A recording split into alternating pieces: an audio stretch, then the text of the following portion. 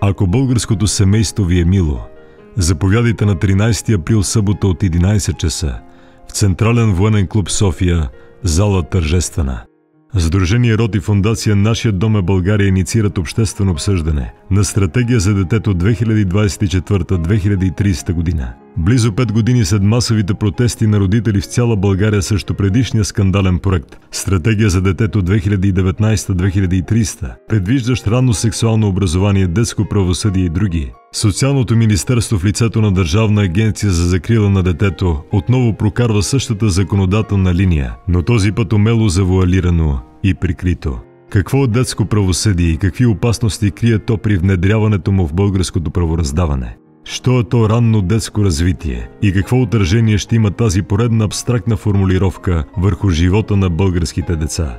Наистина ли държавата е компетентна да определя кой е най-добрият интерес на детето?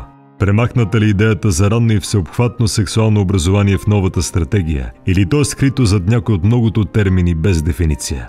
Защо според държавните институции в най-бързо топящата се нация в Европа многодетните семейства са таргетирани и определени като рискови?